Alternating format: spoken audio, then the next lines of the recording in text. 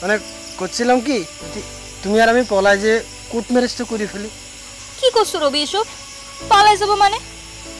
না না রবি, আমি আমার দাদার মুখে শুনকা দিতে পারবো। তুই এরকম করে কাঁদতেছি, তুমি খুব ভালো করে জানো তোমার কান্না দেখলে আমি সহ্য করতে পারি না। আমাকে তুমি ক্ষমা করে দাও রবি। কি করছো তুমি? কি করতে ক্ষমা চাচ্ছ? তোমার তো কোনো দোষ নেই। আমি কুচবিহার চলে যাওয়ার পর তোমার সাথে আর কোনোদিন দেখা হবে না।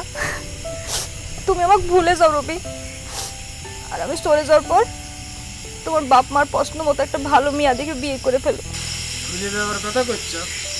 আমার আগে তো তোমার বিয়ে হয়ে যাবে, সেই হিসাবে তো তুমি আমাকে ভুলে যাবা। তোমার আগে আমার বিয়ে হলেও হতে পারে, কিন্তু তুমি আমাকে অভিশাপ দিও না রবি। আমি যেন আমার স্বামীর সাথে সুখী শান্তিতে সংসার করতে পারি। এটা তুমি কি ধরনের কথা করছো? আমি তোমাকে অভিশাপ দেবো? আমি একটা প্রেমিক, প্রেমিক কোনোদিন তার প্রেমিকার অভিশাপ দেয়? আমি তোমাকে ভালোবাসি না। তুমি আমাকে অনেক ভালোবাসো, সে আমি খুব ভালো করেই জানি। আর কেউ কারো সত্যিকারের ভালোবাসা যখন হিট খায় তখন তার মাথা কাজ করে না, ভুলভাল অনেক কাজ করে ফেলে। তুমি যদি রাগের মাথায় আমাকে অভিশাপ দিয়ে দাও। এত চিন্তা করি না, আমার তো আর মালাদিন মতো দাঁতে বিষ নেই যে অভিশাপ দিলে ফলে যাবে। আর আমি যে ওই ধরনের মানুষ না সেটা তুমি জানো। রবি, তোমাকে একটা কথা কই রাখবা? তোমার কোনো কথা কোনদিন ফেলেছি? কি কবা কও? কালি পরে আমি কুচবিহার চলে যাওয়ার পর তুমি একটা ভালো মেয়ে দেখে বিয়ে করে সংসার করবা, কথা দাও আমারে। তুমি কি ভেবেছো তুমি চলে যাওয়ার পর আমি সন্ন্যাসী হয়ে যাবো? হতেই পারো সন্ন্যাসী, আমি জানি রবি তুমি আমাকে অনেক ভালোবাসো। আর আমি চলে যাওয়ার পর তুমি অনেক কষ্ট পাবা।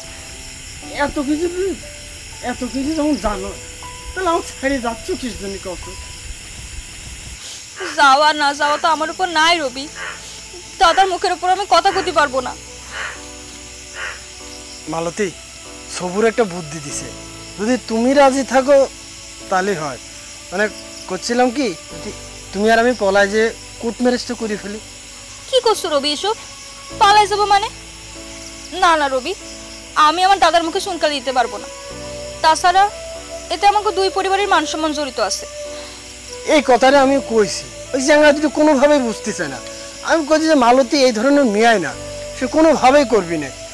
সেজন্যই তো আর একটা বুদ্ধি দিছে, তুমি যদি আমার সাথে থাকো তাহলে কাজটা হয়।